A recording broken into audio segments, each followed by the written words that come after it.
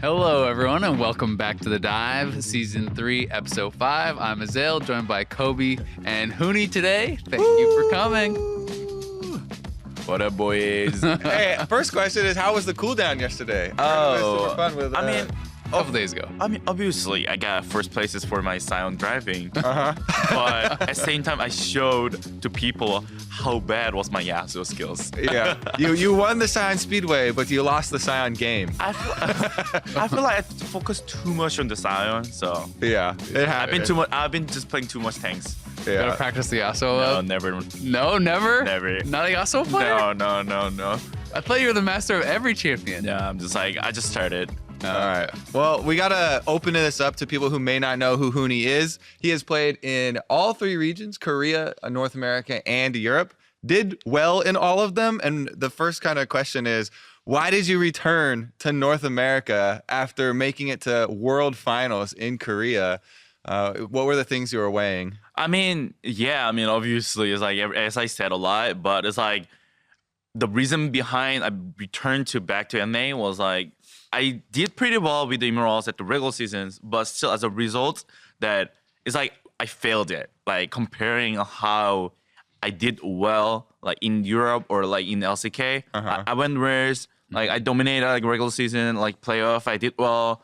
Like even I went worse, it's like those like semi-final and finalist.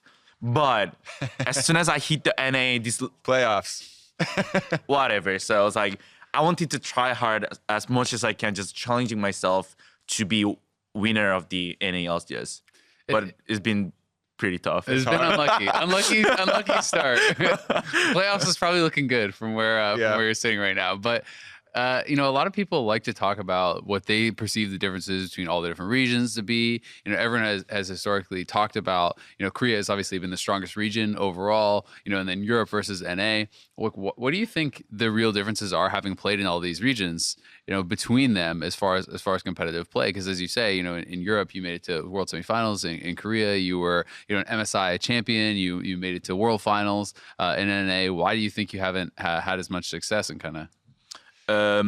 Probably there's more like, first of all, probably there's more players, and that's why it's like it's way more challenging. It's like in solo queue, like from there, and also it's like probably LPL, LCK. There's like way more like competitive to be actually professional player, but in NA it's like it's like being pro. It's like you just keep like being professional player, and it's like less competitive than comparing like LCK and LPL. So that's why probably also skills level is gonna be like LCK is higher, LPL is higher, because also the player the base is like way bigger comparing NA or like Europe. I feel like the three main things that people always bring up when they're debating region strengths are the size of the player base, just how many people you have in solo queue is going to make a big difference.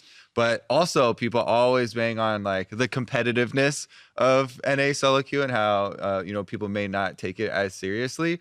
But the third thing, and the one that you actually have insight to, is, the kind of the training regimens within the teams.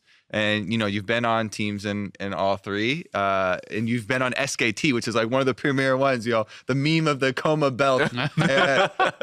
Like how quick does the belt actually come out? Like how strict, strict is your regimen, and what's the... that was like most stressful ever I had year. Oh, it is. But at the same time, I learned most. That's like how it works. Like when you actually put on resource on some like what you add professional, like to get better, like because it's like I got so much stressful on it, but still that means like I had to still work on a lot of things, like because I was like bad, like comparing SKT skills, I was like totally bad. So from there, it's like I got a lot stressful, I got like a lot better. So it's hard to say, but for sure those like toughest year ever I had. So you think you worked definitely harder in Korea than you ever did in Europe or in North America? It's just like probably it makes me like that, like because it's like in SKT, like even there was a Prophet and Untara was playing with me, like having the same time as me. Worried about losing your spot. Yeah, like as soon as I play bad once in Scrim, like I just bench at the Scrim. Yeah. I mean, Yeah, it's like I have to put like whole resource on it. Like probably from there, it's like there's big differences. Even not even solo queues, like even at the scrim, at the like tournament, at the stage, because it's also best of 3 in LCK. So like when you play bad ones, like who knows? That's like the end of your day. Hey, kick out. It's super interesting though that you also say you learn the most, because we talk about the differences between having someone on the bench and the pressure of having someone come in. Whether it's always a positive experience for each type of player or not. Some people it can motivate them and get them to try harder and cause them to learn more. But some people they can just get super depressed or I think it's kind of you rise to the occasion, and as you're saying, it was really stressful, but you learned a ton. But I do think having talked to some players and seeing those scenarios, it just makes them lose confidence in themselves, right? Or the coach says, "Oh, Huni, you played bad. You're not going to play today," and you're like, "Well, shit. I guess I just can't play. I guess I'm not good enough or whatever." What do you think about 10-man rosters then? If that's where you learn the most and that's what motivated you to work so hard, do you think that is something that's kind of lacking in North America? Because you talk about there not being enough competitiveness for those professional spots. That's actually a good thing that point is like the first time when I'm being in the positions that being like 10-man roster, and then it's like I'm being really scared like when I play on the stage, even scream, even solo queue. If I play bad, who knows, I get like benched. Like that was like so much pressure. So like first of all, that was like really stressful. At the same time, yeah, I lost a lot of confidence too. Like because I thought I was like best, obviously. Yeah. I was at 2017. Yeah. Like, why do I like get benched? Like, well, okay, like whatever. This is LCK, but it's like that's why I was like first time I lost a lot of confidence. I could not accept it myself, or either like as a team, like why would I get benched ever? Like because like I was dominating before, so from there, like probably some people's need a time to actually change their mind. Like me, like first of all, I was like really stressful about that, but it becomes at like worst final or like it's like challenging by myself that if I don't try hard, maybe I'm gonna retire this year. Like that's the motivated that how you should be, just like having your mindset. So I was like really desperate to actually getting better. I think that's why it was like really positive. But in my eye, I think there's some people that like cannot accept it, that like being 10-man rosters, and then it's like whatever. Why would I get benched? I just see you boys next year, or like they'll give I'd rather up. retire, man. You know. Yeah. So have you talked to? Because I watch you on Bang stream. It's really funny, by the way. Have you talked to him at all about any of those topics? For SKT? Yeah, for SKT, and like what motivated him to come over, or how he's feeling with it. Yeah, actually I talked about it with the Bangs that like it's like probably we can say like not easier, but it's like kind of smooth.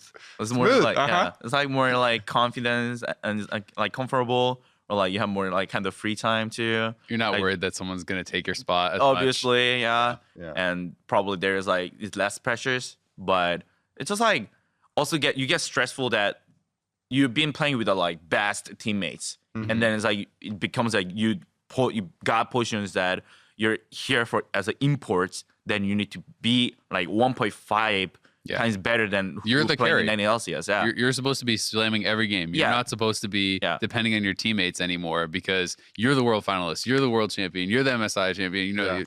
When you have those accolades, it's when you're on SKT, you could look across and okay, well, I'm not having a good game, but Faker's over there. Okay, that guy's pretty good. He probably could win. Yeah, probably that's the why that you get also stressful the other way, that in any LCS that you need to put resources like you got to carry every game. Every game, like that's like a lot of pressures. At the same time, like when you're in LCK, you just do like be yourself. It's just like do like 100%, like not 110, but as soon as you get the NLCS, you have to show your double. So you beat Bang in the Lucian 1v1 in Korea. Which of you got worse coming over here? Because did you guys do another Lucian 1v1? Yeah. Who won this time? Bang. Bang won this time? Oh no! You're losing it. No, see you in 2020. That's gonna be the real winner. Those are BO3. Okay. Maybe we can get you guys to do that on LCS stage or something like that. That'll be cool. That'll be cool because it's like The tiebreaker. Yeah, exactly. because the Bang at the 2017, like I played versus Bang at the top lane, so I won. But this time he said that was unfair, so we play at the bar. So it's gonna be mid lane next time. So it's gonna be Tiebreaker's mid lane. mid-lane, Yeah. So the next match is gonna be mid lane. Then I'm gonna. We could. Get I him. think we could definitely arrange something. We Yeah. could get that on LCS somewhere. I'm sure that would be pretty hype. And this is actually, I mean, it's kind of a funny way to bring it up, but this is one of the topics that people have been talking about since Clutch has been losing so much. And even you said this is the first time that you've had a losing record. Kind of taking a look at yourself and your gameplay. What do you think?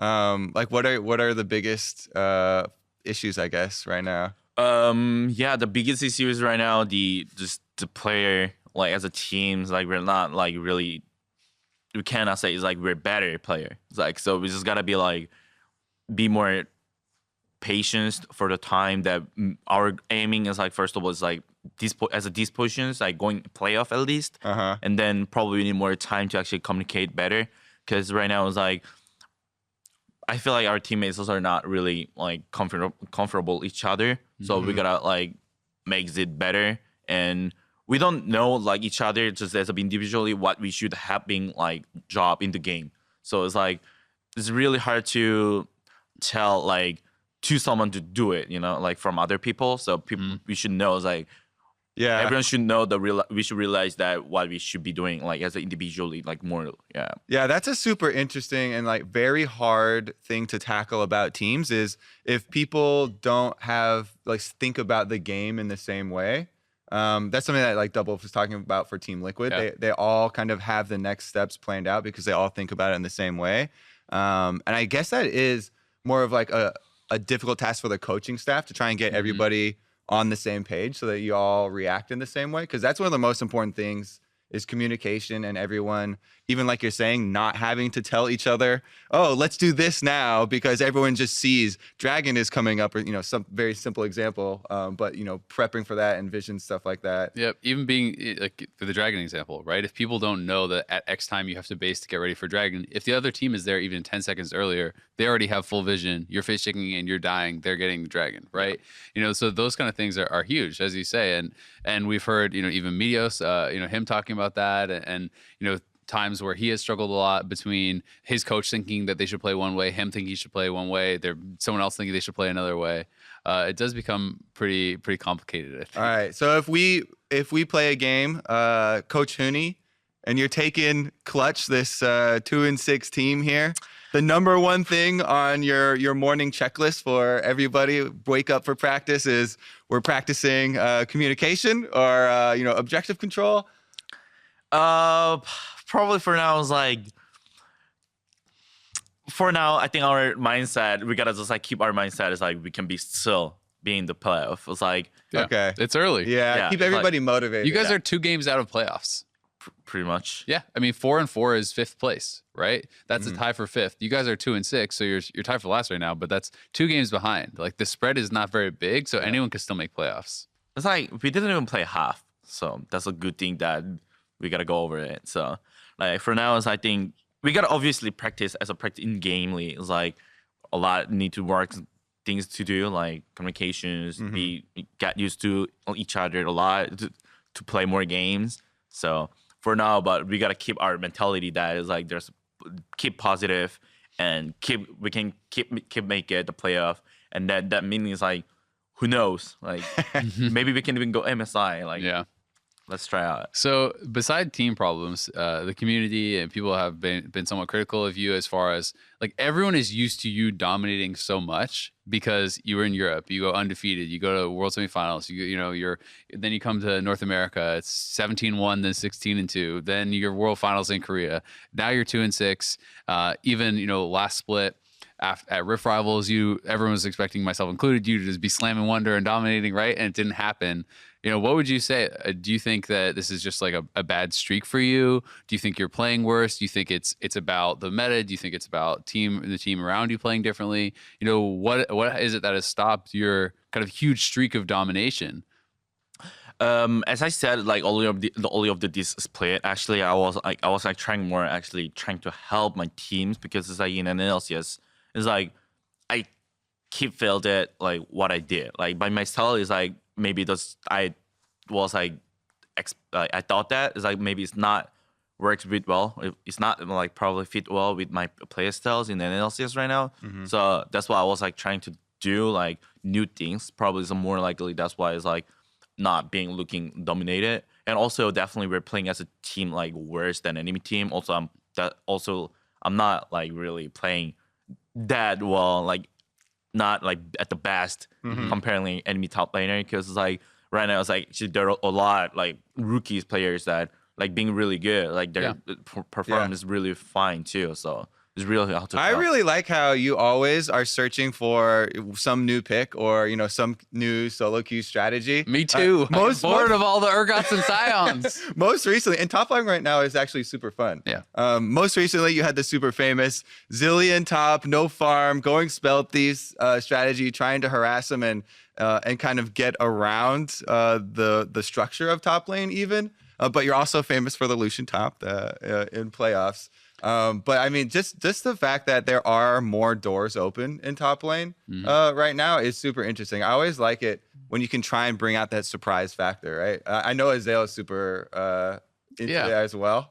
Yeah, I always feel like there's a lot of picks that sometimes go unexplored because people get really comfortable in what is the standard pick. Whether, for example, around Worlds, right, it was Aatrox and Urgot, right? And people are going to play these matchups and don't always explore outside of it. I think a good example was Licorice bringing out Hecarim as an answer to the Aatrox. That worked pretty well. So sometimes there are answers. And as Kobe said, you've been one of the guys who has been super creative with it. How do you go about finding these new picks? And do you think that there's like more room for kind of, more solo queue-esque picks to come into LCS? Yeah, I mean, probably like I'm looking more like because there's like patch notes in esports, the right like how that's how it works. Like Constantly. Usually like the other sports, like if you, for example, like soccer, the ball is not changing it. So that means like you got to use your brain to actually what is changing it.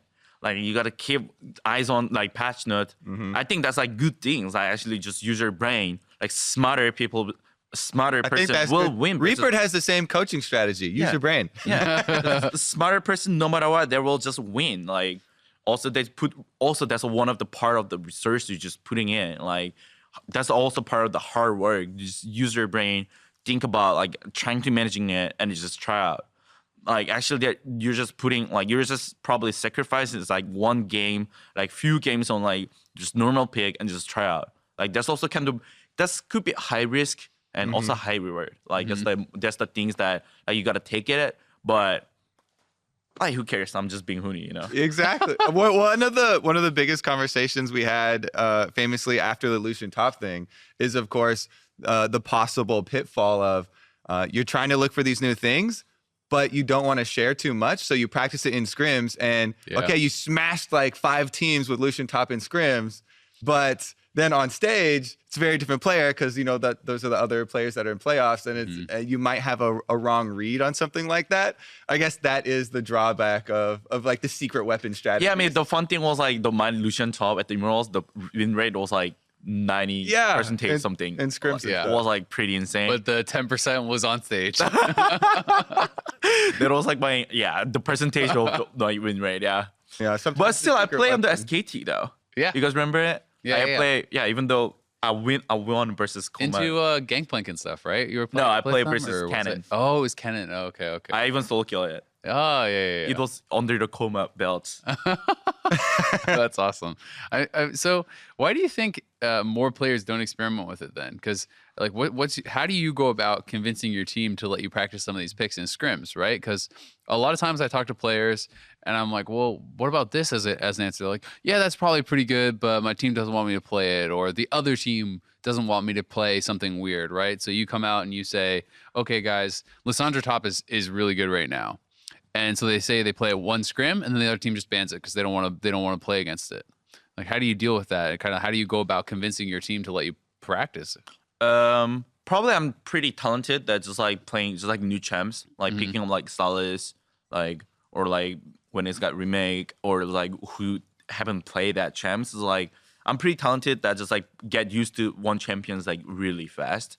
So even though I play like a few games on solo queue and I just play one scream game, and even though they just permaban because they feel like that's worse as practice, right? Yeah. So it's like whatever. I just play out on the LCS. So let's see who's gonna win. So what do you think? What if Riot had a patch every day then? If we had a patch every day, would that be the Huni meta? Because something new would happen every day, and you can instantly learn it because you're so talented.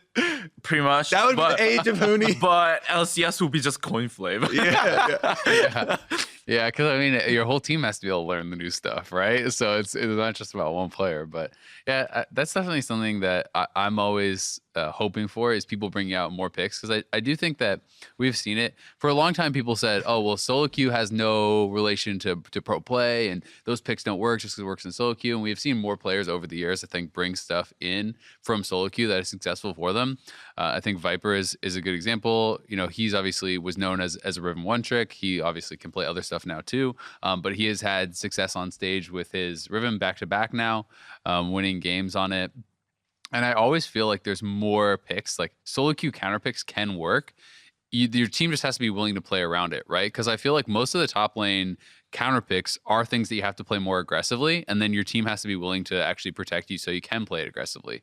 Even when you think back to something like Aurelia versus Gnar, right? Sometimes you see people use this as a counter pick, and then the Aurelia is never willing to go aggressive because they're worried about the jungler the whole game. Well, and then the Gnar just pokes you out and you lose, right? So I feel like a lot of these picks can work really well, but your team has to be willing to actually play around it too. Otherwise, you just sit on your turret, you get poked out by a Nurgot. Perfect setup, Azael, because one of these picks that was very controversial this last weekend, I don't know if you saw the Team Liquid TSM game. Oh, I saw it, yeah. The for sure. Yorick first pick by Team Liquid for Impact. Now, the community was in an uproar. They're like, what is going on? You're not playing around top. You play, first pick Yorick. Do you think that TSM is actually kind of underrated and actually quite good? Or was it a lot on this pick and Team Liquid should have played around top side more, or they shouldn't have blind picked it and into something like available jacks? Yeah, that's a good point, because it's like, in my opinion, that was like total disrespect from Impact that maybe he didn't expect it that they're gonna counter like that, because since right now Yorick the meta as a Yorick is like really good. It's like he's strong. Yeah, he's definitely one of the strongest pick, and that's one of the like really good counter pick with it. But definitely he has like weakness point. Like into 80 Bruiser with the Sag was like insane counter on it. Like because even though you can't play a girl like when you get level 6, and Jax is one of the like Yorick is also kind of use scale for level 6 with the ultis, but Jax also kind of like skills for level 6 too. It's like one of the champions that you need to punish pre-6, but that's what happens. Like they play with a Sage on it. I think it was like more like a disrespect, just like an enemy that you just blind pick Yorick. Yeah. When it has like the clear weakness point.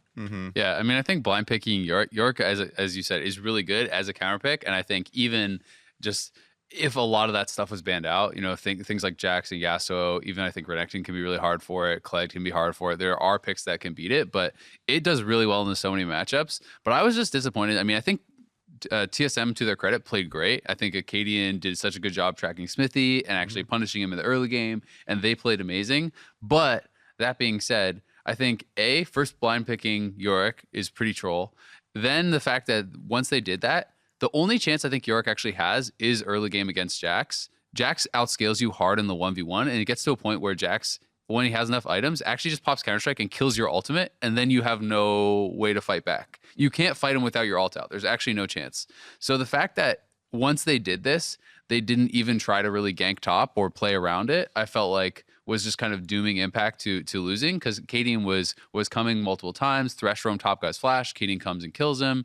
And I felt Impact kind of got flamed unfairly for this, because we don't know who, like, if the coach wanted to pick it early, if he asked for it or whatever. So I think the pick was, in a poor place, but also the team did not play around the pick at all, right? If you're just saying, oh, well, I guess we can't go top because Sedge and Jax are going to be too strong in 2v2, then you just kind of lost off draft, because Jax is going to outscale you and slam you in the 1v1 eventually. So I felt like TL had a really poor game plan and execution. But TSM did play great to their credit. So, you can't take away from them because they didn't really make any mistakes. But I do think York should be played more. I just not as a blind pick unless you're doing it like with a lot of top lane bans and then blind picking. Yeah, just target ban with the Yorick also should be like good. Like actually, the champion is like insane strong right now. The ulti is just like even stronger than Yorick right now. Yeah. Definitely, you got to take it. Yeah, you have to protect your. I base to heal up my ult sometimes. You are actually garbage without that, and it heals in the well. So if you're like you go to the turret, you can back off and leash it, so you save your ghoul. And then if it's at like 10% health, you can just base and walk back to lane to heal it back up because it heals in the well. And you're actually so garbage without your ultimate. Like you have to. As soon as you lose your ulti, it's like you wait under your turret. I'm not laning like for 2 minutes and a half. Yeah, the CDR is like recruits is wrong, and it's like it's really sad champs without ultis. Yeah. And so much of the game is warped by all these picks. But my favorite question to ask all the pros that come on is to rank the top 3 or maybe the 3 like scariest top laners to go against like in scrims and stuff for each team, and then probably your bottom 1. Bottom 1. Bottom 1. Let's start with the good ones though. Like, if you're heading into scrims today and you're like, tomorrow morning we're FlyQuest. Where do they all rank for LCS top laners? Yeah, I mean, not including me. Not exactly, because Huni's number 1. 0, He's above the list. So, yeah, I mean, if I started with the number 3. Okay. Number 3 would be, like, probably Impact. Okay. I feel like, yeah. The York player. Yeah, the York player. Yeah. Jungle difference, not his fault. So why does Impact rank around 3? Is it because he's good for team play? Is it actually laning phase? Yeah, he's like really decent for like laning phase, even though he got like really bad pick, not accept the Yorick game because that's like he's a champs, like even though he's losing matchup as a tank, like he's rock solid. He's like Onyx, this is like he's Malphite. He's like Stone, like I just kind of break that, like even though like I tried to counter pick him, like I counter it's like doesn't work, it's like your autos just do less damage against Impact. That's like he's passive, so I rank him in the 3rd, even though because it's like so that's like really specific games, like he got really poor draft and really executed really bad, so I think it's really understandable, and that's why I choose rank 3 the Impact. That makes sense. Yeah, probably, and rank 2 is gonna be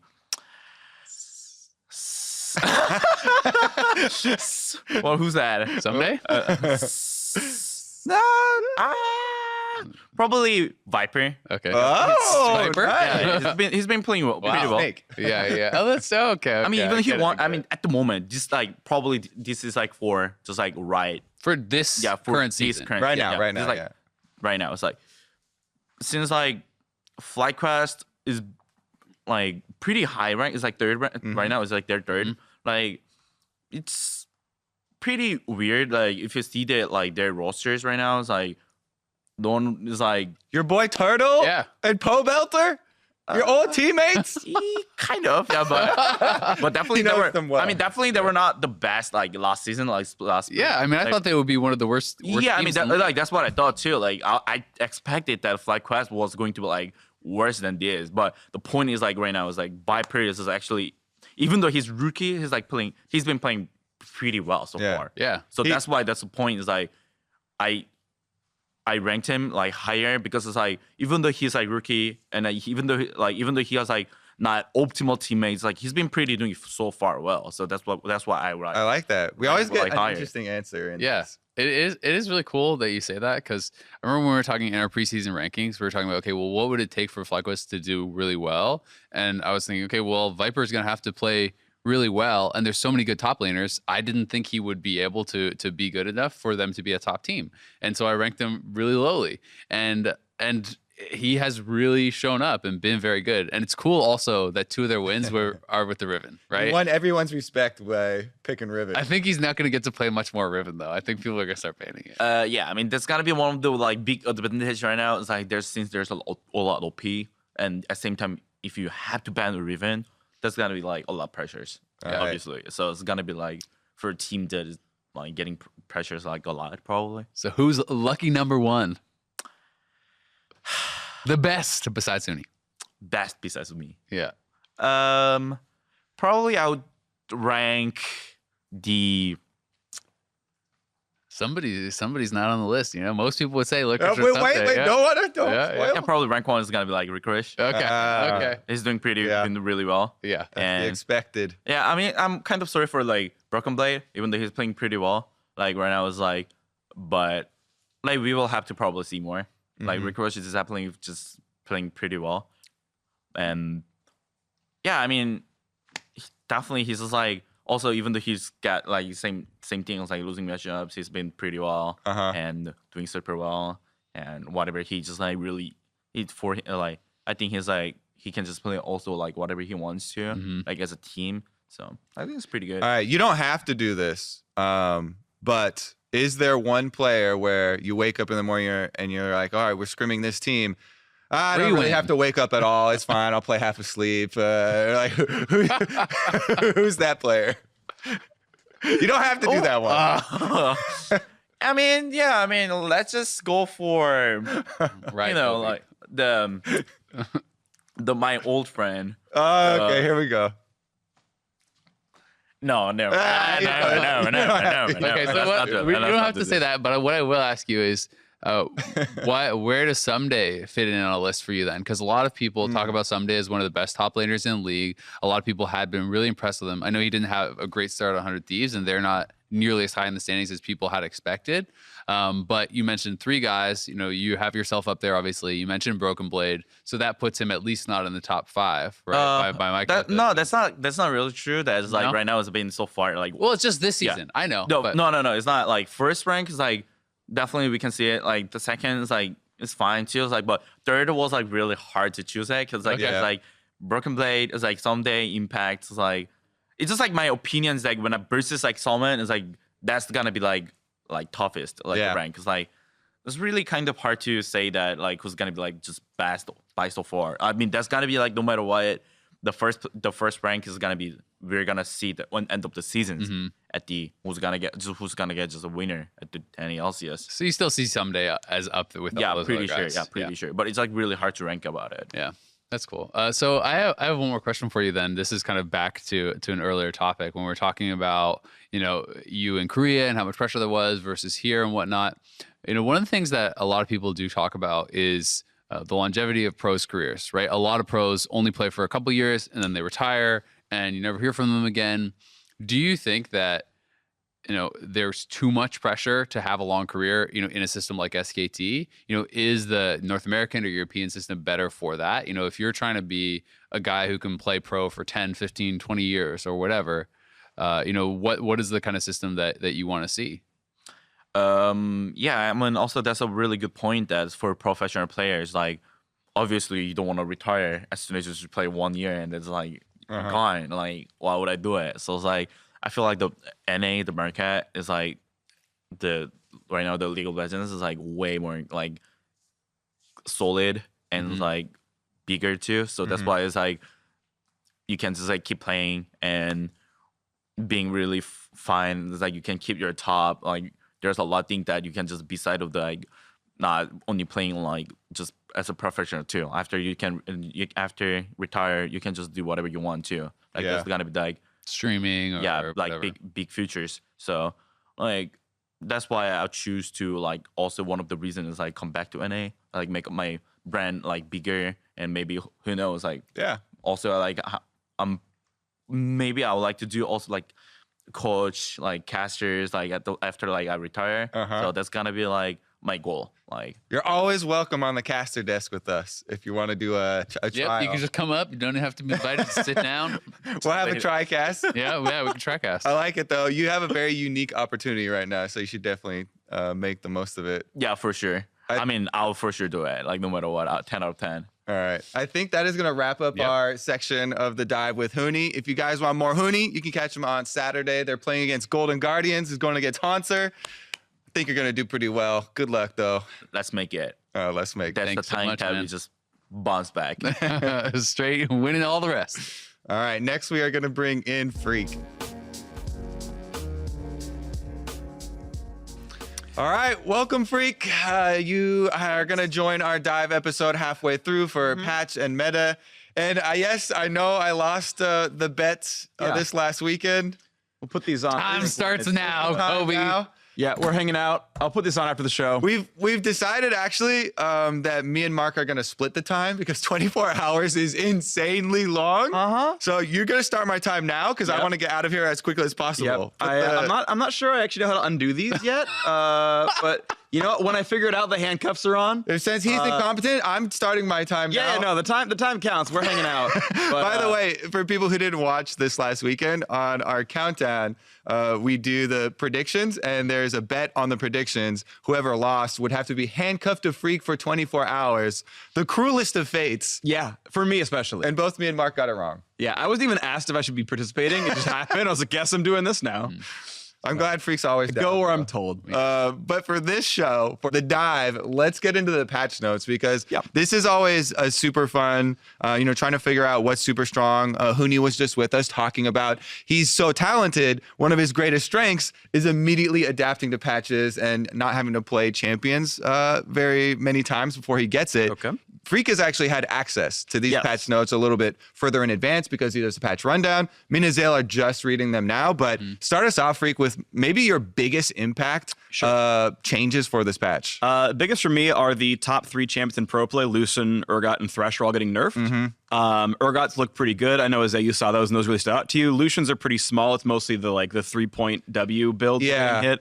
There's a lot of Lucians now, especially in pro players, starting W and Manifold putting out a couple extra points into it as well. There we go. We're hard. Drake came on and instantly I'm not a figured handcuff him out. expert. He didn't say it was hard. He just said All right, he that's a couldn't little do it. tight. You know what? That's where we are. This is looking good. All right, we're This is hanging out looking now. good. This is perfect. Thank you, Trey. All right, I let's rest appreciate it that. here. There we go. All right, right on the mic stand. All right, we're Teamwork. good.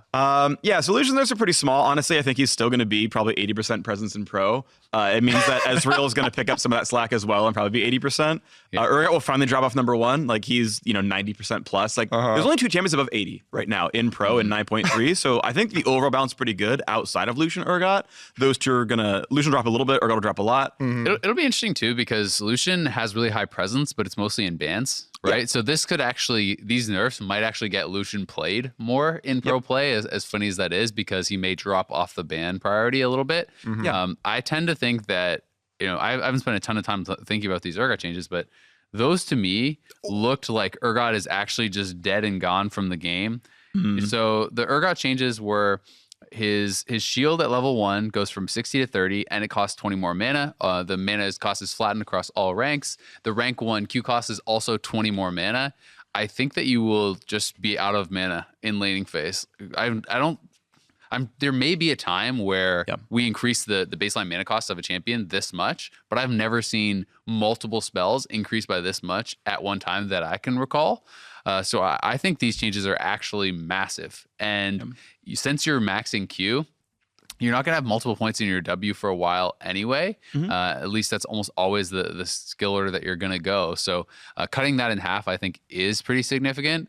And not being able to spam Q in lane, not being able to spam W in lane, I think you're going to see this guy probably just fall out of pro play completely. First thing I do is scroll down and look at junglers, and holy guacamole, Rengar was doing more than double damage on Q rank 1. It says there's a bug fix here where his Q savagery was doing 70. It's supposed to do 30. So they're fixing that. I feel like that. I didn't even see him a lot. I thankfully got to pass most of that. The higher rating you get, the more junglers have to do their own leashes and don't get pulls from other people. So level 1s are more impacted the higher you go. Camps off. I guess maybe lower elo won't matter that much because you instantly get level 2 when someone pulls the camp for you. You still got to get rank 2 Q. Yeah, and for level 1 invades when Rengar's hopping out the bunch of people. Crazy. Anyways, that's just a bug fix. That's not even a balance change for the champion. But the other two I see are Rek'Sai and Hecarim. I'm super excited about both of these. I always like it when there's more diverse pool for junglers to play, and Hecarim was one that I was already trying to play. So these look like some nice light buffs. They're not huge or anything, but I think that I'll feel more comfortable playing them. And quality of life for Rek'Sai. Zyrene plays a lot of Rek'Sai, and one of the things I hear him complain about more than anything else is the ultimate feeling very inconsistent about when it's going to land or not. Yeah, you guys should just hold hands. We need just embrace it. I'm actually gonna. Well, we need a little bit more slack. We're like pulling on each other. I guess both. All right, hands we're in the right there. middle, maybe. Okay, that's better. Yeah, because all right, now we can. There was wiggle a tension here. That's like this metal. There's a lot of tension between you and me, Kobe. I like the hands like touching, but like you not can feel it in way. the air. It's electric. I can feel his finger hairs, even though our hands aren't touching. Anyways, you were saying, yeah. I mean, the Rek'Sai changes the quality of life, right? Yeah. It's one of those things that is going to feel my quality of life is good. taking a hit recently. Mine too. Yeah. Okay. Okay. Sorry, it's not going to get old for a while, Azael. No, yeah. Our whole day is this. Yeah. Zipper got a bug fix as well. This one actually doesn't look that You got big, accidentally buffed under W last patch. Like it snuck through, so it's back down to the old version. Sivir was played a little bit before. She's still a little bit played now. I think other big ones to me are New Conqueror. They're doing the Rebirth Conqueror, and it's basically halfway over to what Fervor Battle was. It works on spells as well as attacks. I'm reading it properly. Also, you're gonna miss this reading the patch notes if you're not paying attention. It is adaptive force, not attack damage. The numbers are lower than you think for attack damage champions. It's not that big of a buff. It takes about 3 to 4 stacks on champions to get the equal amounts of AD. You need the 5th stack to get the true damage conversion. So it will take time to ramp up. It's not just a strict buff. Do you see mages using it then, since it's adaptive? Right, and because it works on spells and it's adaptive, it can work on mages. And I could see someone like maybe a Cassiopeia is going to land ease, a Rise who's going to chain through things. Yeah. It still has the 10% true damage conversion, so it's still some anti-tank. It now has 10% Omnivamp as well on the damage dealt to champions. It's got everything in it. So like it is going to be pretty good Seems for sort crazy of for Aurelia. I think it can be solid for Aurelia getting healing as well. But someone like Rise or Cassiopeia who's playing more mid-range and actually wants the healing in there as well. Like I can see any of those sort of mid-range, short-range champions with high attack speed or high sort of spell repetitions. That can matter a lot. Maybe like Riven can now sustain tank through any tank, that kind of stuff. Riven can already do that. But you don't need Death Stance, right? Like you don't have to wait for 2 items. Yeah. That's one prospect. I see another cool one. Zed. Did you mention Zed already? Not he yet. got played in Europe in the LEC. Yeah, Nuke Duck. Nuke Duck played it, countered. Was it Cassiopeia? I think he got the early kill. Yeah. In lane as well, and they won. Yep. So let's see. These probably look gonna be like buffs. Q damage increase, attack speed increase. They're all range. strict buffs. Nice. It's all strict buffs, so he's definitely going to be stronger. Well, I guess, sorry, the non-strict buff is he doesn't get free attack damage off the ult anymore.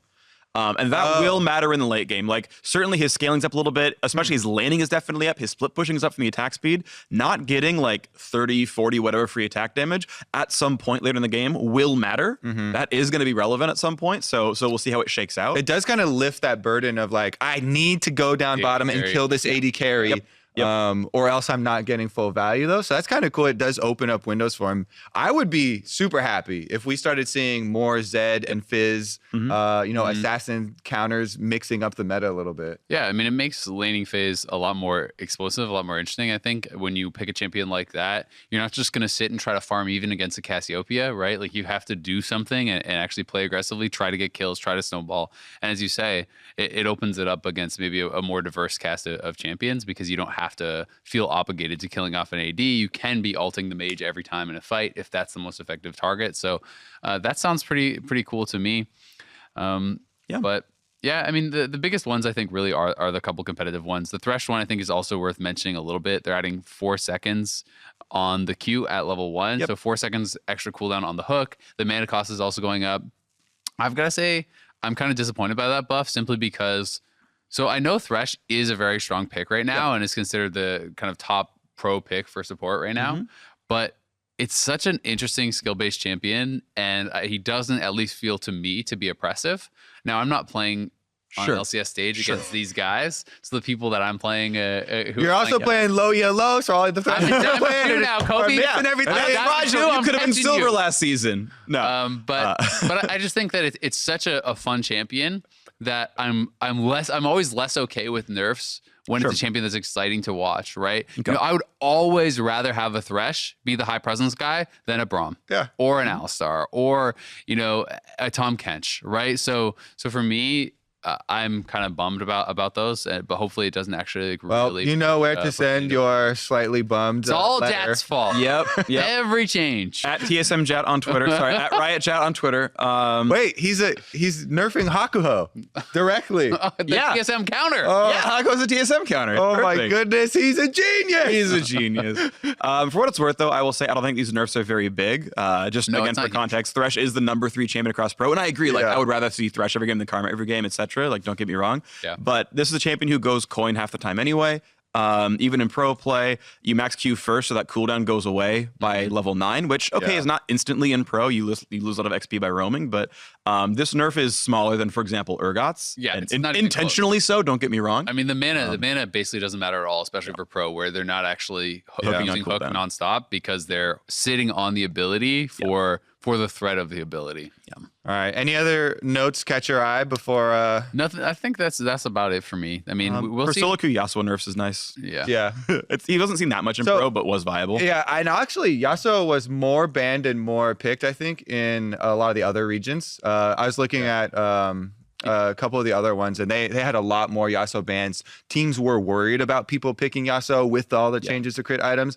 In NA, we had maybe banned a couple times. We had a 7% couple presence across pro this patch. Yeah. So over half of all champ selects had him. Yeah. I mean, he was definitely really strong. I was seeing him a lot in solo queue, and he was.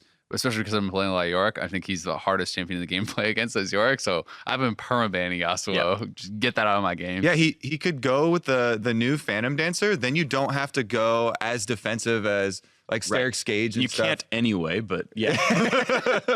but you're right. Yeah. Best of both But worlds, also right? you don't have to. And then you can just go build Ruin King and stuff. And yeah.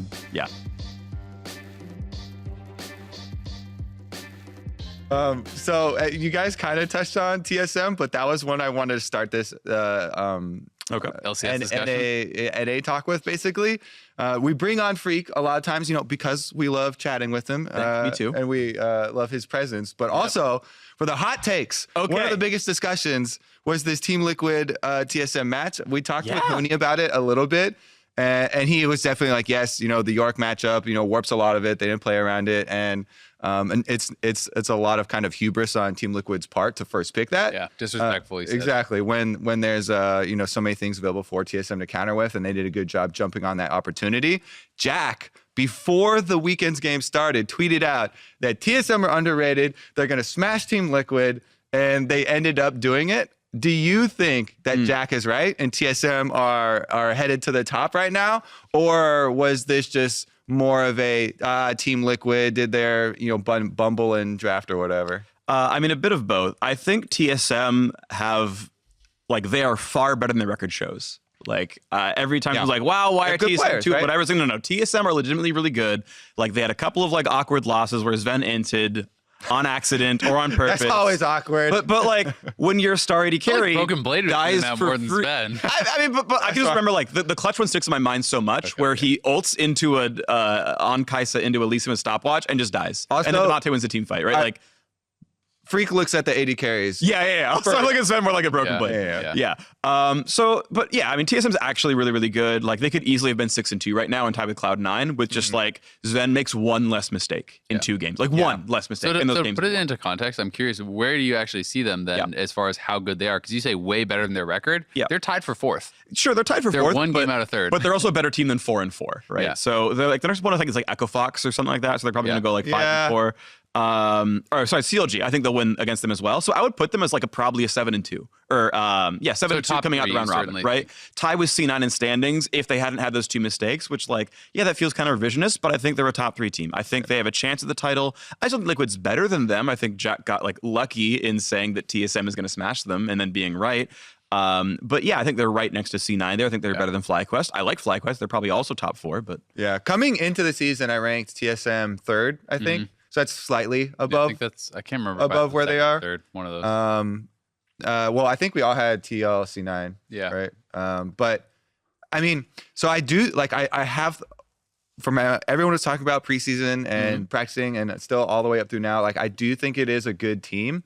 Some of the mistakes they're talking about though that we saw on stage did give a little pause. So I was like, oh, wait a second, are they actually going to slide down the standings? I think that was a super important win for them. Yeah. The TL win was such a statement win because they looked good while doing it. They had cleaned up a lot of the mistakes of coordination in the mid game. You know, they pulled it off with split pushing. You know, the Jack's Broken Blade did well in this game, and he had been one of the guys that had made a lot of mistakes too. So in the areas that they had been looking pretty poorly and causing me some worry, they looked a lot better. Yeah. I also felt like the Acadian having such a good game was really, Acadian really is big beast. because I had seen him getting a lot of flack. And we got the best meme ever out of it. Yeah, really. I mean, it was going to be the best meme ever, whether they crashed and burned or got first place, because that is just applicable no matter what, right? Some good copy pasta. The 2 and 14 TSM, the we will Smurf soon, would still have been good, trust me. But yeah, he played really, really well against Smithy.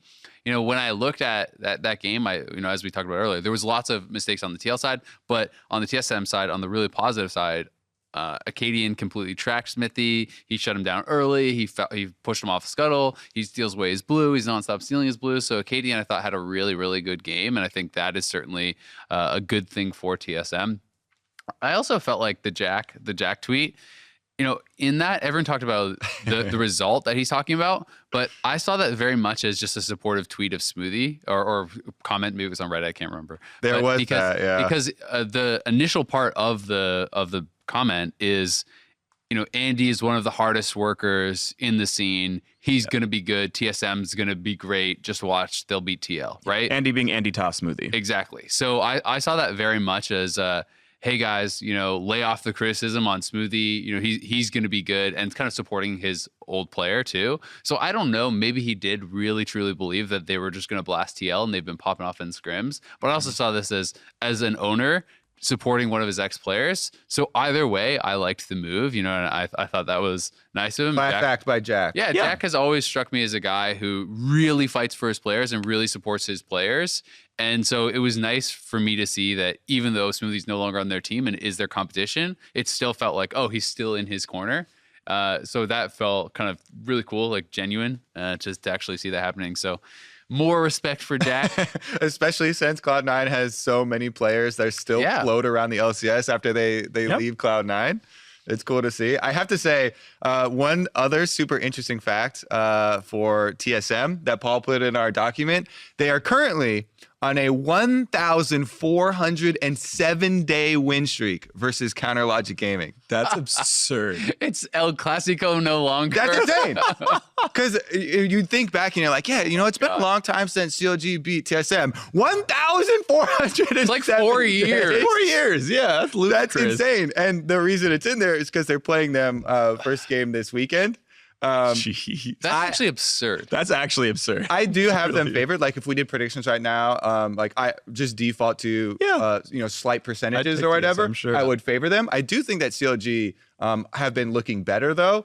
We are kind of worried now that there were nerfs to Scion, but does that mean that it'll be easier for them to get tanks? Because this CLG topic is another interesting one. That's where when Phreak talks about TSM look better than their record, I still feel like CLG looks worse than their record. I still have concerns, and I know people will be unhappy to hear this, but I just think that their playstyle has been very one-dimensional in that they have yet to show that they can win with anything other than late game team fighting and tanks. However, Team Liquid, most successful team. Like they have impact on tanks almost all the time. Like if you can master that, and if you can, right? And I think that my question is just how many other picks do they have? And it's not that they can't succeed. It's just that Scion have been so incredibly dependent on Scion. 3 of their 4 wins are on Scion. Their only other win is on Urgot. There are other games where they played a Kali game. They played an Aatrox game off the top of my head. The Kali was Teleport Ignite too, right? Yeah. Yeah, I think so. Because it was all about using Xerath to get side kills. Yeah. I mean, the Aatrox game was a travesty. I mean, I don't think they should have picked it at all. I thought that champion was pretty dead after the changes, especially some teams still pick him with the double dash. But I mean, that went really bad regardless. I just think that they're clearly trying to do some of these other strategies. If they can come out and have some more tanks and more champions along that style that work for them, then I will have some more faith. But right now, when they showed the Ornn, that did not look good. When they showed the Aatrox, that did not look good. So, you're a non-believer currently. I'm a non-believer currently until Darshan shows me some more picks, because I do agree that it is a playstyle that can work, right? It's a standard playstyle. It's nothing too crazy, but they need more picks than just Sion Urgot, or teams are going to do exactly what happened to them last game, which was ban Sion, first pick Urgot. If you don't have anything else, you do that every single game to them. I'm remembering even back to the famous MSI CLG squad where it was at the time pretty much the best international performance that NA had ever had. Yeah, MSI finals. Yeah, exactly, getting to finals. And part of it was Darshan playing stuff like Poppy. They were happy to take CS deficits because they have a tank matchup and you get bullied a little bit, but he would play with the team really well. Exactly. Stixxay would carry. One of the things I'm looking at in the game where they picked Ornn, everyone was focusing on, oh my God, he's getting blasted on Ornn. There was a lot of jungle pressure up there. The team had an opportunity to get advantages on the bottom side of the map while, Darshan's getting forced off and getting down in CS and stuff.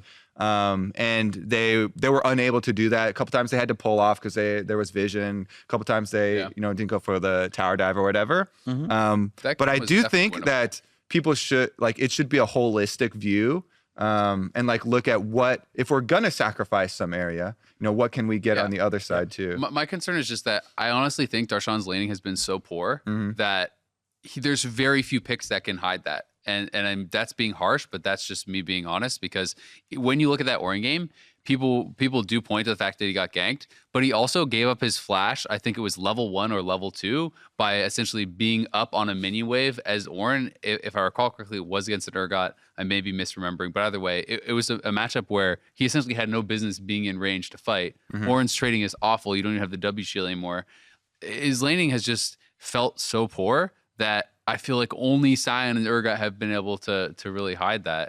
And I'll be happy to see him prove me wrong, but until he does, that is my big concern for CLG, because when you see these patterns, teams will start to target in pick ban, right? Yeah. And he has to prove me wrong, and he has to prove these other teams wrong. And when he starts picking up wins on other champions, then hey, it opens up for them to do really well. So for what it's worth, and this is not really supposed to be a gotcha, I'm just looking up stats. His goal difference at 10, Darshan, right now is negative, but it's actually above Viper, Impact, and Huni.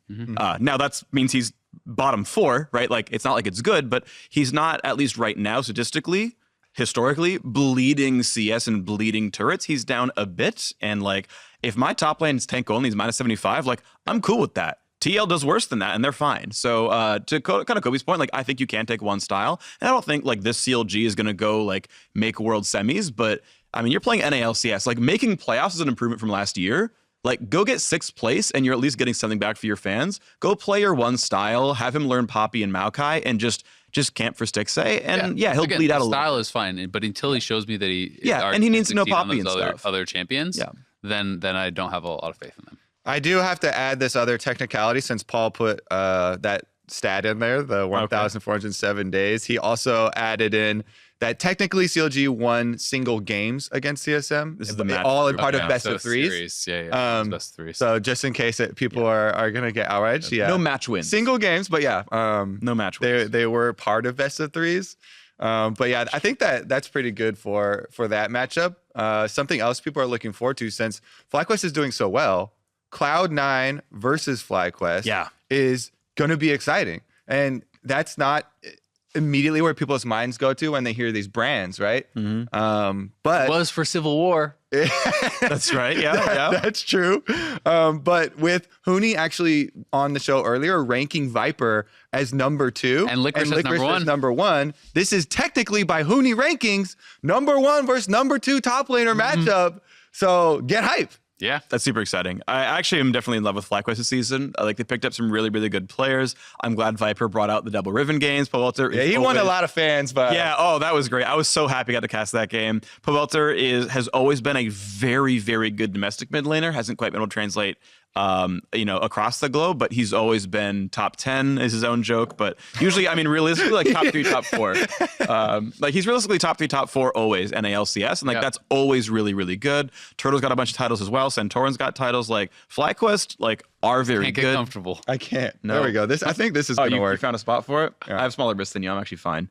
Honestly, like, these are both really, really good teams. I think FlyQuest being in third is not fraudulent at all. I think they are actually this good as a team. I think there's semifinals to NALCS. Like, this is going to be a good match. Yeah, you look at their losses, and there wasn't a moment where you're like, "Oh my God, what are they doing?" Yeah. Right? There were like small mistakes where the other team got advantages. Totally. I mean, even the loss against CLG, they were massively ahead, right? And that's a game that they were up like 7K or something. So that was certainly one that they could have won, and they couldn't actually close. That was Yeah, that actually really might have been their focusing. worst, I think. That was probably their worst, but still, they were in a position where they could have easily won the game. And this is a team that I was very wrong about and have been really pleasantly surprised. We talked about it earlier, but with Huni, where he was talking about Viper, and I just think that Viper has really stepped up and been so much better than myself and a lot of other people were expecting coming into the LCS. And as a result, the team is looking really, really good.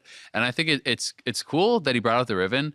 I do think Riven's just going to start getting banned against them a lot, but he has played other stuff and done well on other stuff. So even if all Riven gets you is just one free ban from the other team every game, That's great. that's really good, right? Because the team has not felt completely reliant upon it. They got their last 2 wins with it, but they were 3-3 without Riven. They were doing fine. Yeah, and I don't even think you have to ban Riven either.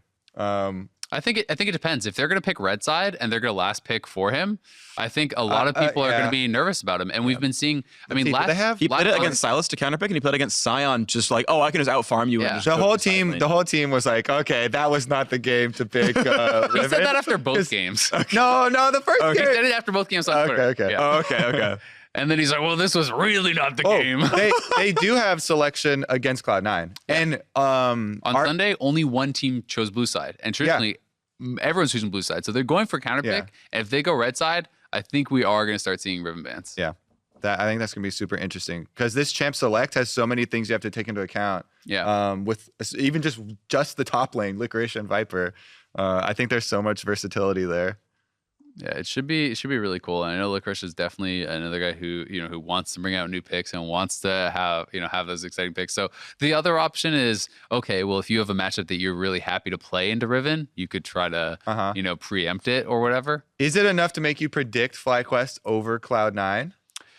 No, No? because I think Cloud9 is actually the second best team in the league. I agree. And I think that FlyQuest is up there. But if I have to bet money on it, I still think C9 feels that little bit above. Yeah, but it's close. But yeah, it's close. And I think that it wouldn't shock me if FlyQuest won, but if I have to put money on it, I'm betting on Cloud9 because I think them and Liquid have been the 2 best. And I think that made sense in preseason. It makes sense now. But FlyQuest could legitimately be just the 3rd best team in the league, or at least top 4. And I think that's really exciting. So then here's the next question, because on Sunday, FlyQuest plays TSM. So they get to play the other high-up teams. So what's FlyQuest TSM for you? I actually think that is pretty close. You want to say that with how TSM played against TL, that you're kind of thinking, oh well, maybe they should win. But I think that as a whole, FlyQuest to me has looked like the better team than TSM. Whereas TSM, I feel like has the better players, if that makes sense to you. I feel like the individual pieces on TSM are better, and when they get their gameplay together and when they're working as well on the same page as FlyQuest is, they will be the better team. I'm not sure if they're there yet, but I basically see this as FlyQuest is closer to their skill cap essentially than TSM is, right? And I think that in summer, I would my assumption is TSM will be a significantly better team, but right now I think it's very close, and FlyQuest is, I think, probably the better team right now. Yeah, I think FlyQuest have been more consistent for sure because TSM, people are focusing on the Team Liquid game. Remember the day before that was the Optic game. It barely won. Yeah, and that was not that was more of a whoo. The Nexus is dead. Let's get out of here. A lot of the Broken Blade Acadian mistakes where, getting 1v2'd or Broken Blade going too far, trying to push for plays. It hasn't always felt like they're on the same page. There was, clips that were kind of circulating on Twitter where people were talking about, St. Vicious was talking about it, and some other guys were talking about, oh, well, Sven's trying to do one thing. He's clearly trying to reset. The other team's trying to, at the same time, invade and fight for a red buff. And they haven't always felt like on the same page, where FlyQuest feels a more cohesive unit right now. But I do think that the individual pieces are really, really good on TSM. I think Broken Blade is really, really promising. And when they're all working on the same page, I think that they're going to be a fantastic team. Yeah. One of the clips I even pulled on the analyst desk the week before was one where the rest of TSM was pushing on bottom side and Sven was in the mid, like on a control word or something, and they got engaged on. That was the Golden Guardians game. Yep. Even before that. So like those problems of coordinating later in the game that are, just communication with people and timing with people of just where to be at this time seem like the simplest types of things to solve, right? But they're hard. Yeah. And people see a moment, they see, you're so focused on what you're doing. I see this guy, I'm like, I can kill this guy, right? Boom, I'm in there. Well, Sven classic Azael, overestimating his own ability. Exactly. That actually is classic me. But Me too. I'm always in that side lane. I could dive this idiot. 2 seconds later, the jungler's there. I'm dead. Yep. But it's it's easy to happen because a lot of it is instinctual rather than intellectual, right?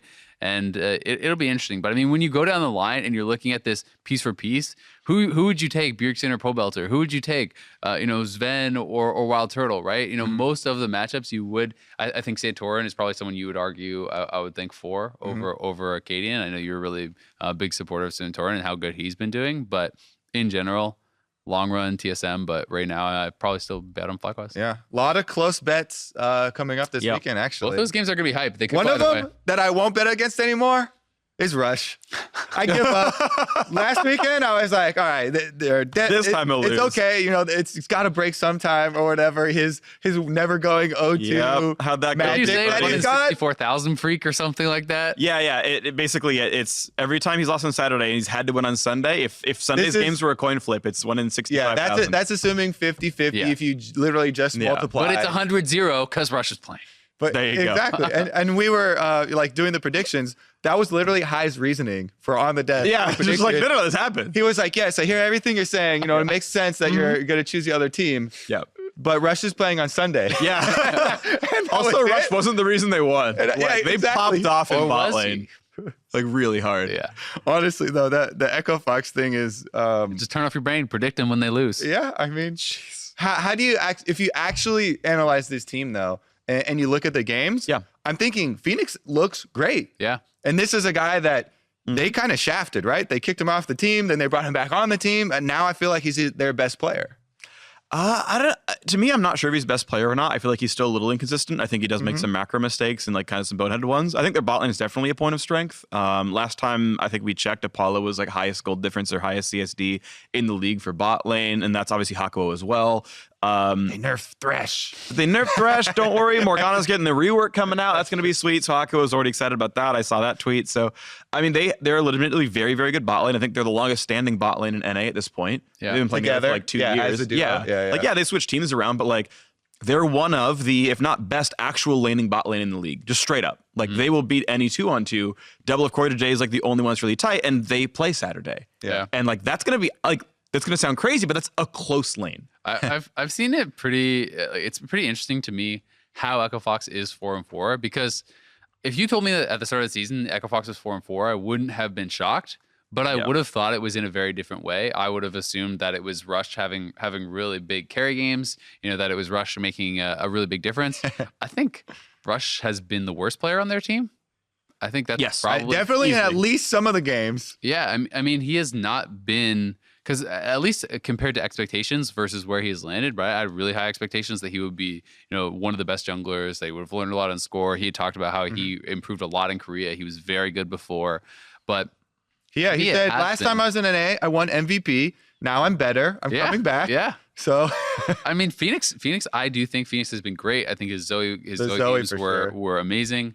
I think the bot lane is performing very well. Solo, I think, is kind of giving us what he has given us before, where he's fairly solid top laner. Yeah. And this is kind of the core of Clutch from before, and they're doing well. And Phoenix is playing, I think, at a higher level than people expected. If Rush were to be able to reach some of those high highs that he had in the past, and if Rush were able to really start performing at that top level, then I think this team really does have an ability to start climbing in the standings pretty fast, because they're winning and looking really good without Rush doing anything too special. Yep. Yeah, I mean, they're technically within the playoffs cutoff right now. Yep. This is for sure a team that I see, being in that playoffs. Yeah. I mean, they I'd see could get CLG knocked drop out for them. Yeah, they could get knocked out. I think that the bottom of the league in the standings right now is very competitive. We don't have teams that are, free wins down there. I think Optic and Clutch are doing pretty poorly, but I can see Golden Guardians climb up and I can see Hundred Thieves climb up. And Optic I feel like they have so many options with the extra players with their 10-man roster.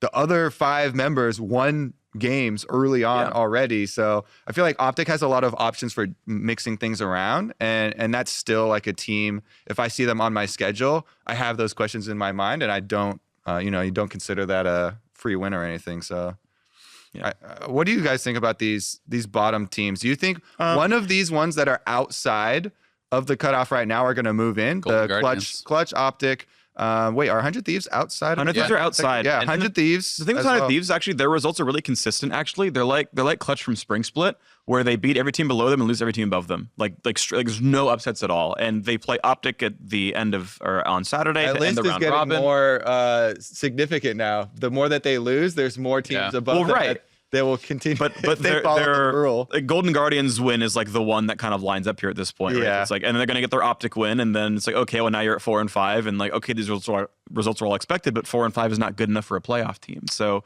I think they need to make real improvements. And like I went back and looked like their actual win-loss. I was like, oh, they look so bad the first 2 weeks, and now they look better. It's like, yeah, because their first 2 weeks were all the good teams. Then they played all the bad ones. Of course they looked better. Like, yeah, somebody's got good laning stats, but like I don't know if they've actually improved or their schedule got easier, and that's what made them look good.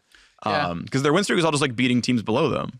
I mean, so I think that the thing that was always really concerning is, their first 3 losses, it wasn't that they lost those games, it was how they lost those games, right? They got blown out by those 3 teams, and then they won 3 games in a row, and it was like, okay, things are maybe according to plan. Their last 2 losses, I think, also have been fairly concerning because this is a team that people were expecting to be, a top 3, top 4 team. Some people put them as high as number 1 in their power rankings. So. Their 2 losses were FlyQuest, which is legitimately, I think, top 3 team, super strong, and then Sunday Rush. I don't know how much you want to put on. But I'm talking about in the context of being a top team in the league, which is where almost everyone had them as being the worst. I saw them in any power rankings that I saw were top 4, and I saw them as high as number 1 in the ESPN power rankings, and I think some others, right? So that to me is.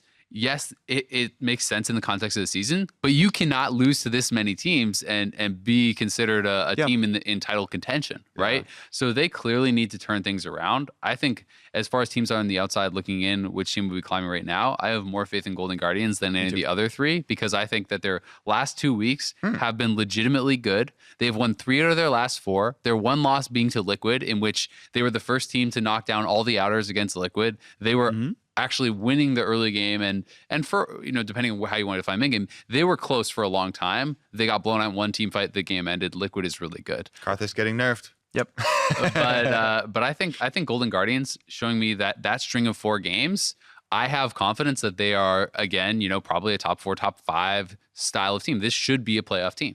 Counterpoint for 100 Thieves. Okay. Just gonna throw this one out there. So the FlyQuest we accept as like a super strong team, Good hard team. matchup, Yeah. and the Playoff Echo team. Fox one was 100 Thieves. Picking the Jace top, trying to and Olaf jungle. Like this is putting a lot of your faith in an early game victory, and that is not something that I think I know it's a goal of theirs to become a super action-packed early game team. Probably said he wanted to move up the pace. And the team kind of wants to move that way overall. Sure. But it's not something that they have had success in, for the history of the organization, right? And that Echo Fox loss was a lot about messing up early game execution. Olaf, Jace died. That was terrible. They both almost died. They both blew their flashes. And then you're up in a situation where, you're against a Malphite. It's so much easier for him. Some days can't chip away at him anymore with the Jace. Like, Jace loses all this momentum. Olaf loses all this momentum. Yeah. And, yes, they did have individual mistakes as well. Like the coordination around Dragon, who he still went in when he roamed with the Lysandra, and they gave away a lot of kills. So, the early game just went boom for them. I'd rather they play around Bang and play late game, to be honest. I think that he has still shown Bang has looked like the best player on the team to me. And when they have gotten to late game, it has looked like he is going to pay that off for you. So I mean, to kind of your question, I don't really like that they played that style, and it wasn't even just the dive. Onda basically lived top lane. They got essentially no advantages, and meanwhile in bot lane, it feels like Bang is kind of being left out to dry a lot of the time. And I feel like, to me, when I look at this team, this should be a team playing almost more like a liquidy style, where you have a marksman that is that good, and I think they should be playing around him. It's funny because one of my win conditions for the day was go top lane, play around someday early for the top lane, and I think that plan. You're the reason. I think that plan is a good plan, but the execution again, like if you lose all momentum with a tower dive like that, and then you have the dragon play as well, where you give over a bunch of early kills, it's gonna look really bad for them. But I would say that was kind of my point in bringing up this example, is like, this was 100 Thieves trying a completely different style. Sure. So maybe I see the team overall still having a chance of, lifting a bit above if they wanted to just play what is our highest chance to win, rather than trying different styles, I guess. Do you think it is that different of a style, though, than some of the other stuff they've done? Because I personally see the Jace as fairly similar to how they played with the Victor, as fairly similar to what they were doing with... Victor scales way better than the Jace, I feel like. It does, but I mean, they're playing it this lane bully style, and if I recall correctly, he was doing the kind of Iceborne build and that stuff, which is about lane bully matchup, right? He was doing Qmax, I think, as well, right? Which is, again, more about lane. Similar to kind of how I see Aatrox playing, similar to how I see a number of these champs playing. Even Yorick. Yorick does scale okay, but you have to get ahead to really have a big impact on the game. So I felt like this year, most of their effort has been in winning through Someday, and it hasn't really been working. He did have some really good games, but when I think of his biggest highlight moment was the one against Clutch, where it was a 1v2, where he handled it really, really well on Urgot. And the Kali game where he killed the contract, stole the Baron? Yeah, that was a great game too. He has had some really standout games, and I still think somebody is a great player. It's less about that. I just think that them playing around topside hasn't worked as well, and it's felt like when Bang has got to late game, that has been great for them. So, I mean, I would like to see them trying to play more around that, but hey, I'm not watching the scrims, and maybe every time they try that in scrims, it fails horribly, and I don't know. But I maybe try something else. Yeah. Just mix it up, right? Yeah, it is always weird when your big strengths are on opposite sides of the map.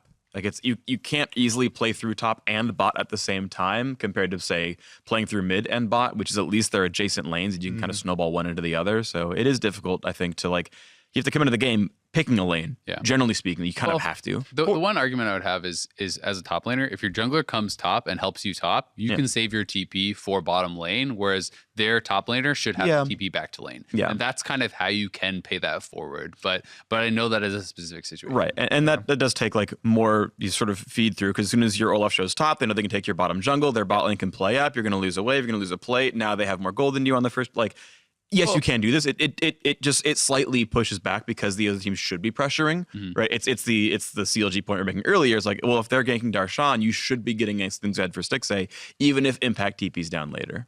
I think this is a pretty interesting way to talk about these teams, with you kind of choosing Golden Guardians to make it out of the dog pile. I kind of agree, actually. What do you think? Oh, yeah, you're going to... It's like, I see CLG falling out of the dog pile. I can actually see Echofox keeping in that top 6. And my actual first team to make it up from 7th is actually Golden Guardians over Thieves. I think it's really, really close. Keep in mind, Thieves beat them the first time around, back when Guardians were super getting dumpstered. So there's a good chance that even if Guardians are slightly better, that 100 Thieves get the edge over just because of who they're playing against. I think 100 Thieves' next matchup is fairly easy. So is Golden Guardians. So these are teams that are going to probably be 4 and 5 into the second round robin, with a half a leg up for the 100 Thieves side, and that could play out. What do you guys see Golden Guardians in a successful Golden Guardians climb? What are their games like? Are they Haunter tank, Froggen's farming mid lane, Contracts is kind of playing a little bit less aggressively, and they give away some early game control? Or is it, we're going to play for the early dragons? Froggen, is he still playing Lux and stuff after Karthus gets nerfed? Or, these champions that he plays a lot in solo queue, or Veigar or something like that? I mean, I think that the player who is the most polarizing on that team is Froggen, and I see him as a guy who does play scaling picks and wants time to farm, right? Even when I look at some of his other picks, so you're talking about the Anivia, the Karthus, those want time to farm. Corki was another big one that he used to play a lot. You want your Triforce, you want your Sork Boots. I know he had played a lot of Vigar and Lux in solo queue. Those also I still feel like are kind of the farming scaling style champions. So as far as what people play around him, I think it's fine to play, either tank style or some sort of early game pressure. I don't think that this is a team that's ever going to fully go all in on early game. At least I wouldn't expect that, because I think that Froggen is going to do Froggen, and that's where he's best. But you can have somewhat of balance, right? Like you could have him scaling, and you could have, contracts playing Lee Sin and ganking early for a Draven bot lane for Deathly or whatever, and trying to have that kind of buy time for Froggen to scale or whatever. But I mean, these last 4 games that they have shown us, I think that's the style that you want to see them playing, because that is the style that they have looked very successful in. And it's Froggen playing comfort, and the rest of the team, I think, kind of trying to play around that and work well for him. Yeah, I actually really echo that. I think Froggen should be on comfort, that whether it's Karthus, Anivia, Lux, whatever he wants to play. Like, I always love when players have their own champion pools, and I don't care if it's in the meta or not. If you're good at it and it holds up to their Zoe and you're playing Karthus and you go equal in farm and you team fight better, congratulations, you won the matchup. Like, I don't care if no one else plays that character.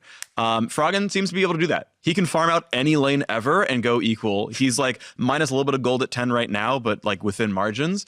I think definitely is a super good late game team fighter. That probably means Hans is on tank duty, which is, a slight waste of his efforts and his skills. But like, I can easily see like there's a Golden Guardians formula, and it's really team fight heavy, and Froggen's going to play best in class team fighters, because there's not really a lot of team fight mids being played, right?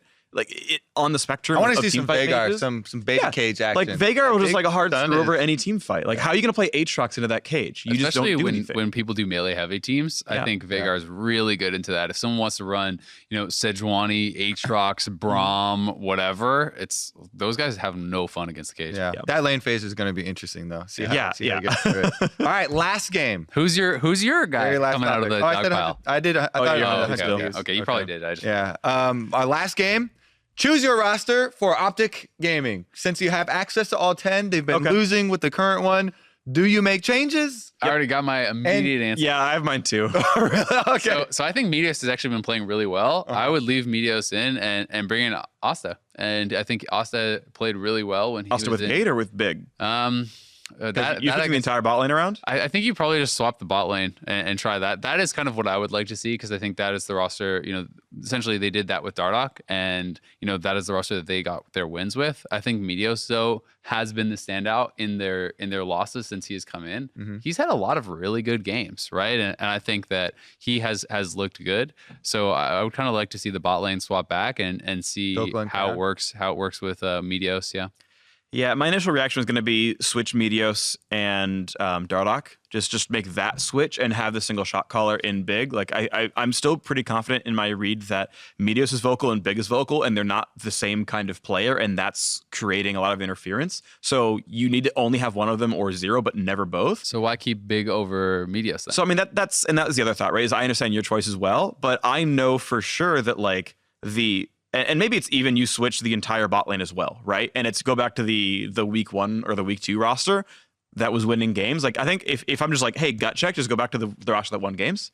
These guys went 2-2. You can put that in right there. And then from there you say, okay, is Meteos then better than Dardoch? And maybe he is, maybe it's exactly your choice, but my gut check is actually the 3 switch, and then you determine from there. All right. Pretty good answers. I think I might switch the bottom lane, leave Meteos in. But I would be very willing, depending on that week's scrims, Totally. To switch them back out as well. So Yeah, I mean Dardoch's really good, right? I just think that Meteos has looked good in basically all his games. I felt like he's been really strong, and so he's certainly not getting wins, which sucks for him. But until he stops looking good, I would feel like, okay, well, there's a reason that they're playing him in the first place. He's an incredibly experienced player. He's pretty level-headed. And if he's performing well on stage, I would like to see that try to continue. all right, hit us up with some Twitter questions then. And people at home, keep sending them to us. You can even send them to @Phreak, I guess. at Currently, Phreak, send them to @RiotKobe and @Azael with hashtag the dive low. Well, yep. All right. So our first Twitter question comes from Orange Cacti at Cacti Orange. He flipped it around. Oh, wow. And he goes, League has always been known as a hard game to pick up. While there have been strides in improving the new player experience, what do you think of the current tools in place to help someone get into the game, and what could use some improvement? That is so hard for me to answer. That's a lot, I yeah. have played this game for 10 years. Yeah. So I haven't been a new player. I have leveled an account fairly recently, so I can at least speak to that. Uh-huh. I do think that the new player experience is way better than it used to be.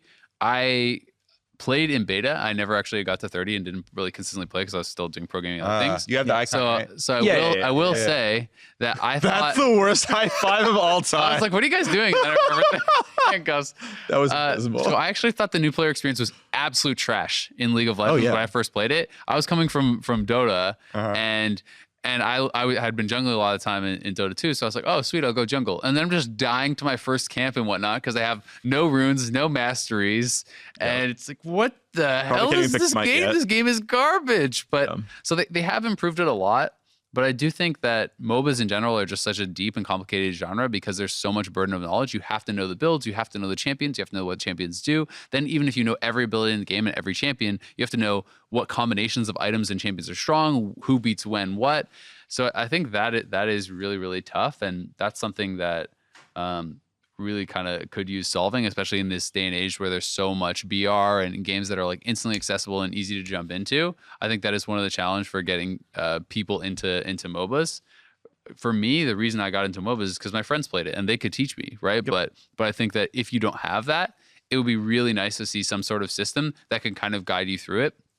I immediately think of almost, this is really funny, but you know the little paperclip that was like on Microsoft Word? Almost some little like assistant buddy thing that could recommend things, right? Because I don't think that oftentimes the recommended items are strong enough. Having something that could recommend choices or times to base or something like that would be really cool, but probably complex to actually get. Yeah. And then one thing that I think Smite did really well is they have an option you can turn on when I was learning that game that just auto buys items. So you don't even have to think about it. You go back to base, it just spends all your gold. And that I felt like was kind of nice for as a brand new player because That shop was overwhelming. I had no idea what was going on with the items. So at least then I could just focus on learning my abilities. And it gives me some generic items, which are probably not the best, but it like simplifies it a little bit for a new player. Yeah, and some of that stuff exists as well. Like I'm pretty sure there's an auto ability leveling that actually exists now for new accounts, and it like turns off at, like level 12 or something. I know like your rune pages are actually automatic in the first place. You can't even like choose. You're like, nope, you're playing Jinx. You're in the position one. You're like, cool. I don't have to interface with this yet. So it's limited. Yeah, it's definitely. I think you always, anytime you have like a new player experience, you actually want to constrain choices really, really heavily, and you say, look, here is the primary fun. It's you fight people. You go into combat. You deal some damage. You get excited. Hey, that's pretty sweet. Yeah. Jinx is pretty cool. You don't want to champion. overwhelm people at the beginning. No, it's ridiculous. Yeah, it's very easy to overwhelm people for the new game when you just can't understand all the systems. Yeah, I mean, I to echo your point earlier though, I think it comes down to having friends that are with you. Like you need to get through getting your teeth kicked in if you're brand new to a MOBA. Like that's tough. Like it's like, yeah, play some bot games and hopefully bot Vagar is dumb enough that you can win your lane. Because if you lose to beginner bot, like oof, like it's gonna take a long time to get up there, and like you're not gonna have fun. And when the easiest possible game mode's too hard for you, and if it's not too hard for you, then okay, great, you get to like have the fun of killing things. But yeah, I think that ramp up is important. Next question. Next question. This one's from Mark Pringitz, I don't know. Question 22 Mark is his Twitter, and he asks, Maokai has the 10th highest win rate of any top laner and the second highest of any tank top laner behind Malphite. He's also a champion who's been competitively viable in the past. Where's he at, Kobe? I have talked to some people, I'll just say, in the competitive scene, Okay. and the people have been trying this champion out. I believe it. So I never find the tank. I agree that it is a very, very good tank to play right now. His healing is still absolutely insane. And that is one of the biggest parts to me. He's a very simple tank for engaging. You have point and click root. Your ultimate is giant, so it's very easy to use for team fights. And then his lane phase consists a lot of the healing aspect of his passive. And if you're maybe a CLG fan and you go to the subreddit, maybe you suggest that for to fill in some of their tank spots here Maokai, that Azael's worried about. Yeah, I mean, I think Maokai should for sure be in there. I do think the reason we have not seen it as much is players hate losing lane, and this is a champion that I think is much less blind pickable, I actually think, than Sion. I think he's way more easy to abuse. Sion, I actually don't think that there is a Sion counterpick. I think there are matchups that are good into Sion, but his ultimate plus teleport essentially negates almost every really extreme laning advantage that you can get because you have like 3 farmed wave clear tools. Exactly, right? Like ranged wave clear tools. Maokai is more easily punishable. He has trouble fully resetting waves against certain matchups so they can hold it against him. Then you only have AoE abilities to try to last hit with, which just further holds the freeze. Yeah. So I think you have to pick him in a different order than you do. And I think that it's similar to Malphite as well. You don't necessarily want to blind pick Malphite because then you're playing against Vladimir and you're going to get absolutely destroyed. But I think that these picks should be in there. And to your point with the CLG thing, I mean, if Darshan brought out Malphite and Maokai and looked great on both of them, there you go. Now you have enough tanks, right? Because there are a lot of tanks that can fit, but the other ones are just more situational than Sion. They can't just be first pick blind picked and not get punished. Yep. What's funny is I remember like back in the day, Maokai would be first pick blind picked and no one counter pick it. They're like, well, you picked the Maokai, so I guess I'm the Nautilus. It's and the they were just like not. He was a lot stronger back then. Sure. Exactly. It's the champion where if you up the numbers enough on like his heal, Suddenly no matchup his heal matters. is actually like a Silas 400 heal or something like that, and you just rush early armor and stuff, then it doesn't matter that he doesn't have super long range abilities. You just take. Yeah. I think that is going to do it for us, though. Wrap up this episode. Thank you for joining us, Phreak. Thank you to Huni, Kobe, who is no longer here. I'll be spending the rest of the day before I pass Phreak off to Mark here with the chains. But you guys can also join us on this weekend. Countdown starts at 1:30 p.m. Pacific, and continue to send your Twitter questions to me and Azael and even Phreak. I want to answer you though, because we can bring him back. He might. Oh, we are gonna still have new guests. We're gonna try some other things, maybe another hosting spot and some new technology, maybe. What? If we can get it to work. Okay. I'm bringing in Phreak's dog. That's perfect. He's cute.